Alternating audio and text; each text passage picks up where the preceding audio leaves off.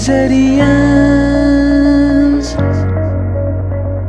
दोस्तों, मैं आपका स्वागत करता हूं ये स्टेट एकेडमी चैनल पे। मैं राहुल गुसाई। इस चैनल पे आपको क्वांटिटेटिव एप्टीट्यूड और रीजनिंग पढ़ाऊंगा। तो चलो शुरू करते हैं आज का टॉपिक हमने लिया है नंबर सिस्टम। तो जैसे आपने देख ही लिया है, बोर्ड पे लिखा हुआ हमने नंबर सिस्टम। तो नंबर सिस्टम होता क्या है? नंबर सिस्टम सबसे पहले जानते हैं। नंबर सिस्टम नंबर को रिप्रेजेंट करने का एक सिस्टम है। क्या है? नंबर को रिप्रेजेंट करने का एक सिस्टम है। और यह बहुत तरीका का हो सकता है। जैसे कुछ मैं लेता हूँ बोर्ड पे, जैसे फर्स्ट हमारा डेसिमल सिस्टम जो हम पढ़ने वाले हैं आगे नंबर सिस्टम, वो इसी डेसिमल सिस्टम पे ही पढ़ेंगे। हमारा पूरा मैथ्स इस डेसिमल सिस्टम पे ही चल रहा है। ठीक है? ये डेसिमल सिस्टम, इसमें 10 डिजिट होते हैं, 0 से लेके 9 तक 10 डिजिट होते हैं। इसलिए बोलते हैं डेसिमल सिस्टम में बेस 10 होता है। क्या होता है? बेस 10। ठीक है?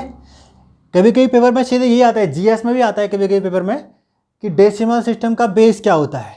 जैसे कुछ टाइम पहले एक पेपर में देखा था मैंने कि ऑक्टा सिस्टम का बेस क्या है, इस टाइप से कुछ आया था।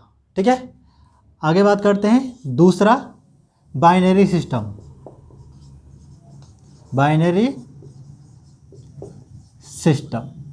बाइनरी सिस्टम में सिर्फ 2 डिजिट होते हैं। कौन कौन से? एक 0 और 1। पूरा सिस्टम इसी पे चलता है। इसका बेस क्या हो जाएगा? बेस हो जाएगा 2। 2 डिजिट है ना, इसलिए 2। जैसे यहाँ पे 10 था, यहाँ पे बेस 10 हो गया।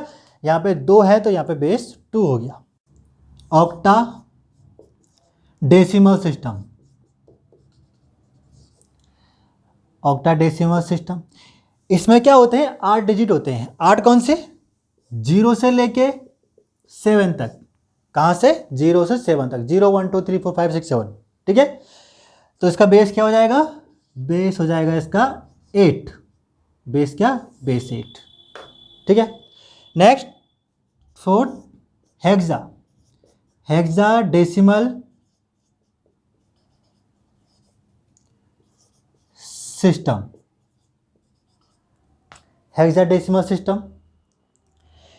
इसमें 16, इसका बेस होता है 16। बेस 16, ये बहुत इंपॉर्टेंट है, ध्यान रखना है इस चीज़ को। पेपर में पूछ सकता है कि हेक्साडेसिमल सिस्टम का बेस कितना होता है? 16। ठीक है?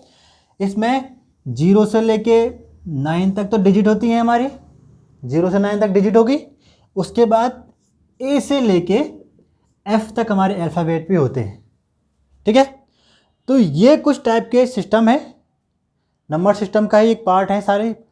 ये डेसिमल सिस्टम है, binary system, octadecimal system, hexadecimal system. ठीक है? ये हेक्सा हमारे किसी काम का नहीं है, ऑक्टा भी किसी काम का नहीं है, बाइनरी थोड़ा सा काम का हो सकता है, बाद में हम कभी देखेंगे थोड़ा सा। बट हमारा सबसे इम्पोर्टेंट है डेसिमल सिस्टम, और हम इसी को पढ़ने वाले हैं आज। ठीक है? तो डेसिमल सिस्टम जैसे मैंने आपको बता ही दिया है, 0 से लेके 0 1 2 3, यहाँ लिखता हूँ आगे, 0 1 2 3 और ये सो ऑन 9 तक हमारे पास ये डिजिट होंगे। और इन डिजिट पे ही हमारी पूरी मैथ्स आगे बनी हुई है, जैसा आप जानते भी हो। ठीक है? तो देखो, सबसे पहले आपको एक चीज़ समझाता हूँ बात, डिजिट और नंबर। एक तो होता है डिजिट, दूसरा क्या होता है? नंबर। डिजिट और नंबर में क्या अंतर है? देखो, जैसे मैंने लिख दिया 23 में, ये 23 पूरा का पूरा क्या है? एक नंबर है। ठीक है? और ये 2 क्या है? एक डिजिट है। और 3 क्या है? डिजिट है। मतलब मैं ये बोल सकता हूँ 23 में 2 डिजिट है और ये 23 एक नंबर है। ठीक है? इतनी सी माइनर सी बात है। डिजिट इन पर्टिकुलर डिजिट को बोलते हैं जो ये होते हैं, और पूरा जो कंबाइंड है उसे नंबर बोल दिया हमने। 23 को क्या बोल दिया? नंबर बोल दिया। ठीक है? चलो शुरू करते हैं। ये तो कुछ नहीं था, आगे बात करते हैं। जैसे कोई नंबर लेते हैं, एक नंबर लेते हैं, जैसे मैंने लिया है 2 3 4 6 और 2। ये हमारे पास एक नंबर है। अब पेपर में क्वेश्चन आता है फेस वैल्यू, फेस या बोल देगा place value of 7, place value of 7 क्या है। तो देखो उसने बोला फेस वैल्यू, तो फेस वैल्यू क्या होता है, हिंदी में इसे बोलते हैं अंकीय मान, अंकीय मान। तो जैसे मैं बोल दूंगा फेस वैल्यू ऑफ 2, 2 का अंकीय मान क्या हो जाएगा, ऑफ 2 क्या हो जाएगा, 2 ही होगा। किसी भी डिजिट का अंकीय मान वही होता है, ठीक है, ध्यान रखना है, फेस वैल्यू वही होता है। बोल दूंगा फेस वैल्यू ऑफ 3 क्या होगा, 3 ही होगा। वैसे ही बोलूँगा face value of 4, face value of 4 उसका क्या हो जाएगा, 4 ही हो जाएगा। वैसे ही फेस वैल्यू ऑफ 7 क्या हो जाएगा, 7 ही रहेगा। ये आपको ध्यान रखना है, पेपर में आता है कि इसका फेस वैल्यू क्या है, तो फेस वैल्यू वही होगा जो वो नंबर है, सॉरी जो वो डिजिट है, ठीक है। अब एक होता है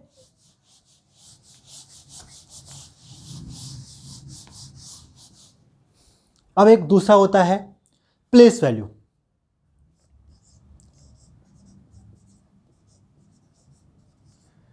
अब प्लेस वैल्यू क्या हुआ, इसे हम हिंदी में बोलते हैं स्थानीय मान।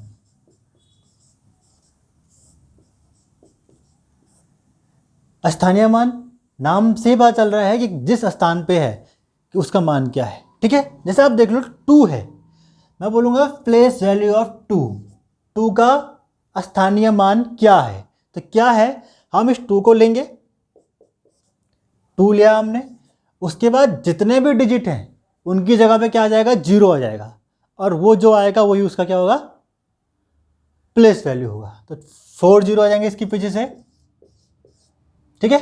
तो ये हमारा क्या होगा, 2 का प्लेस वैल्यू। वैसे ही बात करते हैं 3 का प्लेस वैल्यू क्या होगा, 3, और 3 के बाद कितने डिजिट, 1 2 3, तो 3 के बाद 3 डिजिट, तो ये हमारा क्या हो जाएगा उसका प्लेस वैल्यू। उसके बाद बात करते हैं 4 है, 4 की बात करते हैं, 4 के बाद 2 डिजिट, तो ये हमारा 400 क्या हो जाएगा, 4 का प्लेस वैल्यू, स्थानीय मान।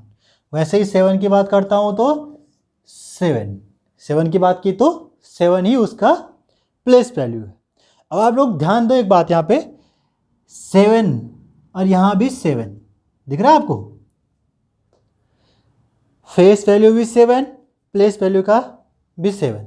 इसका मतलब ये है यूनिट डिजिट का फेस वैल्यू और प्लेस वैल्यू सेम होता है। अच्छा, आपने एक बात ध्यान से देखा होगा, यहाँ पे फेस वैल्यू की बात की मैंने, और इस 7 का फेस वैल्यू क्या आया, 7 ही आया।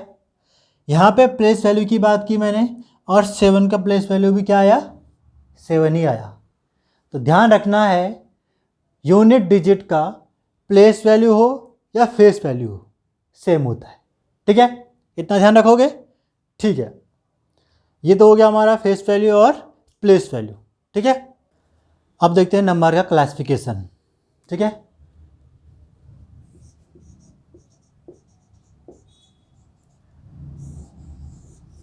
नंबर को हम 2 तरीके से बांट सकते हैं, कैसे, एक तो हो गया हमारा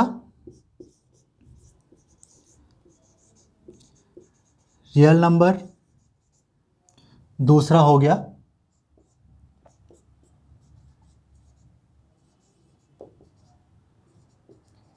इमेजिनरी नंबर, वास्तविक संख्या, और इमेजिनरी नंबर, और यहाँ -1 -2 और सो ऑन इनफाइनाइट, होता है नहीं होता है। तो ये हमारा क्या हो गया, नंबर लाइन। तो इस पे आने वाले सारे नंबर रियल नंबर होंगे, इस पे आने वाले सारे नंबर रियल नंबर होंगे, या आप ऐसा ही बोल सकते हो -इनफाइनाइट से इनफाइनाइट तक के बीच के सारे नंबर क्या होंगे, हमारे रियल नंबर, ठीक है, क्या होंगे, रियल नंबर।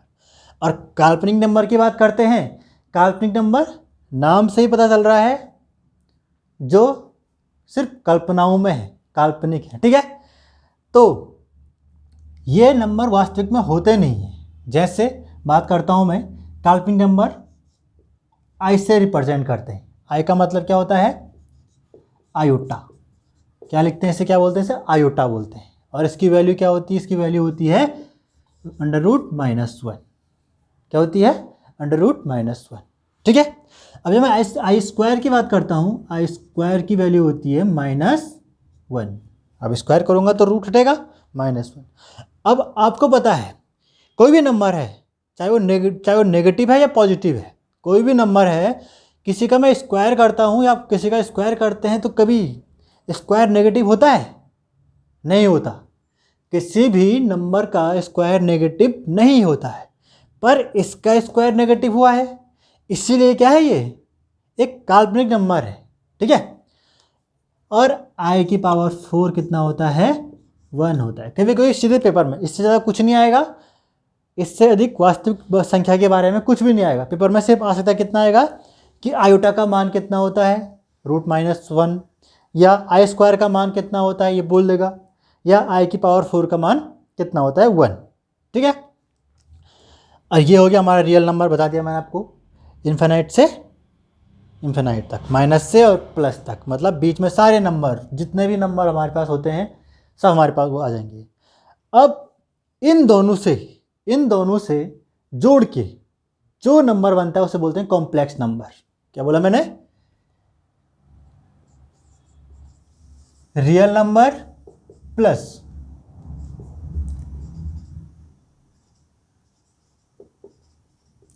इमेजिनरी नंबर, ये बनाते हैं कॉम्प्लेक्स नंबर को। क्या बनाते हैं? Complex number. अब क्या होता है कॉम्प्लेक्स नंबर? नाम से ही पता चल रहा है, ऐसा हिंदी में भी लिख लेता हूं,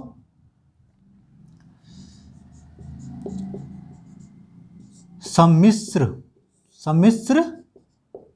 संख्याएं, सम्मिश्र संख्याएं, ठीक है। तो कैसी होती हैं ये? रियल नंबर और इमेजिनरी नंबर का कॉम्बिनेशन होता है, जिसमें ये दोनों हो जाए वो सम्मिश्र संख्याएं होती हैं, ठीक है। नाम से ही दिख रहा है कि दोनों मिक्सर, किसी चीज़ का मिक्सर। जैसे कोई रियल नंबर हो, जैसे हमारे पास कोई 2 लिया मैंने, तो एक रियल नंबर है, 2 लिया और उसमें मैंने जोड़ दिया किसको? इमेजिनरी नंबर को। अच्छा, प्लस माइनस कुछ भी हो सकता है, ठीक है, ऐसा नहीं सिर्फ प्लस ही की बात करेंगे, माइनस भी हो सकता है। 2 + -, जैसे मैंने ले लिया 3i। आई आपको पता है क्या है? इसका मान √-1 है। तो ये यहाँ पे ये क्या है? एक इमेजिनरी नंबर है और ये रियल नंबर है, उसमें जोड़ दिया, दोनों को मिलकर क्या बन गया हमारा? एक कॉम्प्लेक्स नंबर। इसे हम बोलते हैं कॉम्प्लेक्स नंबर, ठीक है। अब आगे बात करते हैं, इमेजिनरी समझ गए, रियल नंबर इसे एक्सप्लेन करते हैं, ठीक है। इसमें सिर्फ इतना ही पूछ सकता है, इसका मान क्या है, इसका मान क्या है, इसका मान क्या है, जो मैंने आपको बता दिया, ठीक है। आगे बढ़ते हैं, रियल नंबर। अब वास्तविक संख्या को भी हम 2 भागों में तोड़ सकते हैं। जैसे पहला, इंटीजर, हिंदी में बोलते हैं पूर्णांक, और दूसरा डेसिमल, है ना, हिंदी में दशमलव, ठीक है। इंटीजर हम आगे देखेंगे, पहले हम डेसिमल समझते हैं। डेसिमल क्या होता है? डेसिमल आपने देखे होंगे, जैसे 0.25 डेसिमल नंबर है, 0.333 और सो ऑन चलता जाता है। ऐसे ही 0.123423 ऐसे ही सो ऑन चलता जाता है, ठीक है। अब डेसिमल सिस्टम भी 2 टाइप के हो सकते हैं। एक होता है, देखो यहीं पे आपको दिख गया, ये बढ़ता ही जा रहा है और ये तो ख़त्म हो गया, ये बढ़ता ही जा रहा है, आगे चलता जहाँ तक करेंगे वहाँ तक होता जाएगा, इसलिए इसको 2 भागों में तोड़ा गया है। एक होता है टर्मिनेटिंग, इसे हिंदी में बोलते हैं शांत दशमलव, शांत, ठीक है, शांत, दिख रहा है ना, शांत, यहाँ से शुरू हुआ यहीं पे ख़त्म हो गया, तो शांत हो गया वो, पर ये शांत नहीं हुआ, ये चलता गया, तो इसे हम क्या बोलेंगे? Non terminating. इसे क्या बोलेंगे? नॉन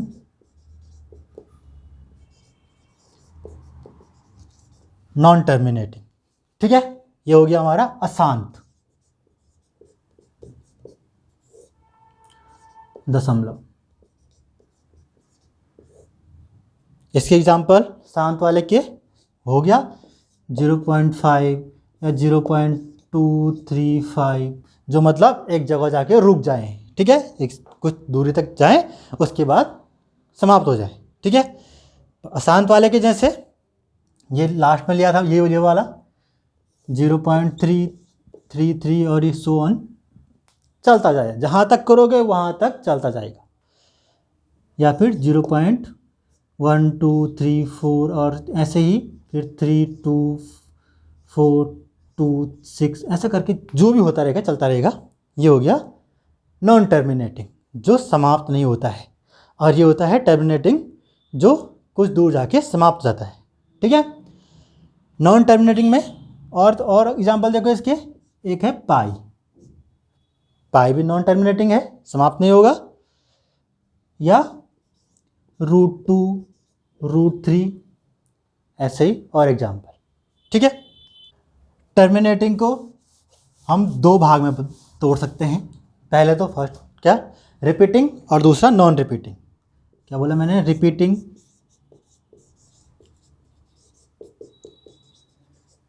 दूसरा नॉन रिपीटिंग। रिपीटिंग जो बार बार रिपीट हो, जैसे ये है 0.333 और ये सो ऑन रिपीट हो रहा है बार बार, तो ये रिपीटिंग हो गया। वैसे ही 0.676767 और ये रिपीट हो जाएगा, ये हमारा रिपीटिंग है। नॉन रिपीटिंग में कौन आएगा, जो रिपीट नहीं होता है। जैसे मैंने ये लिखा था अभी यहाँ पे 0.123423 ऐसे, फिर यहाँ 5 आ गया और चलता जाएगा। रिपीट नहीं होगा तो वो नॉन रिपीटिंग में आएगा। इसमें क्या आता है, एक पाई आता है। पाई भी किस में आता है, नॉन रिपीटिंग में आता है। और √2 √3 ये सब किस में आता है, नॉन रिपीटिंग में आता है, जो रिपीट कभी नहीं होता है। अब आप देखोगे 22/7 जो है, 22/7 क्या होता है, रिपीटिंग में आता है, लेकिन पाई किस में आता है, नॉन रिपीटिंग में।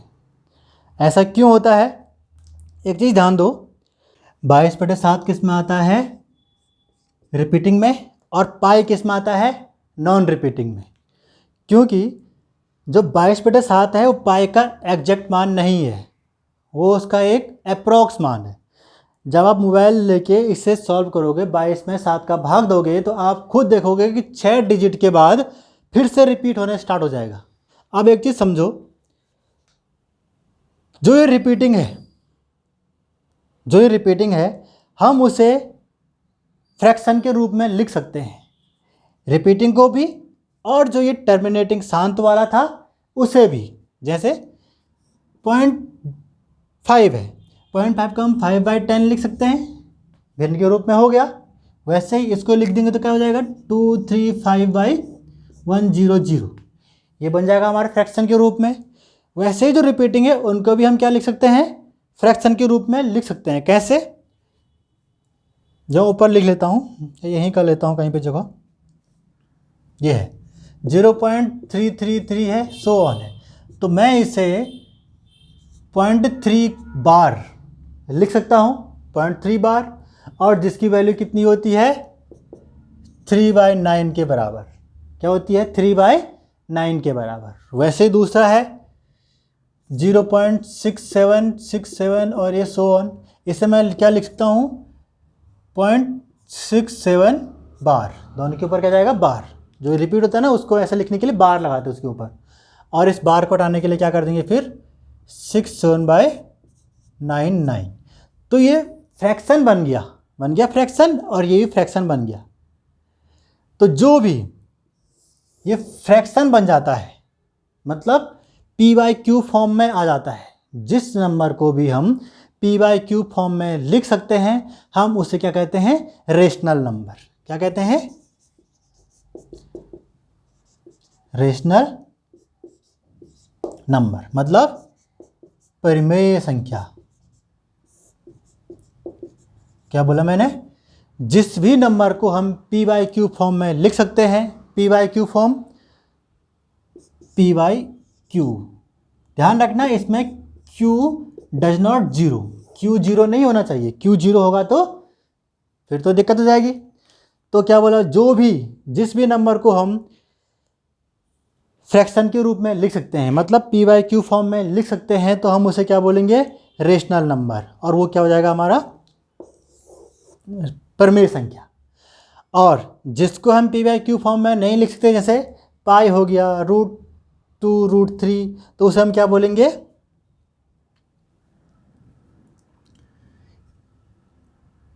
अपरिमेय संख्या, इरेशनल नंबर।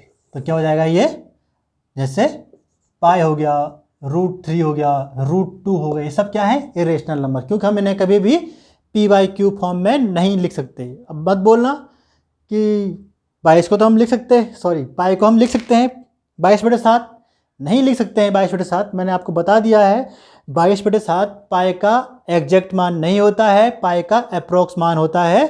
हम 22/7 तब यूज़ करते हैं, ठीक है? जबकि पाई क्या है? एक रेशनल, पाई क्या है? इरेशनल नंबर, और 22/7 क्या है? एक रेशनल नंबर, परिमेय संख्या। इस वीडियो को यहीं तक रखते हैं, और इससे आगे मैं आपको जो भी बचा हमारा इंटीजर बचा, पॉजिटिव इंटीजर, नेगेटिव इंटीजर, और जीरो, और ऑड इवन, और प्राइम नंबर, कंपोजिट नंबर, अगली वीडियो में आपको बता दूंगा। वीडियो को लाइक करें, शेयर करें, और बेल आइकन को प्रेस करना ना भूलें, और चैनल को सब्सक्राइब जरूर कर देना, ठीक है? तो इसके बाद हम आगे बात करते हैं, इंटीजर की बात करें, ठीक है? धन्यवाद।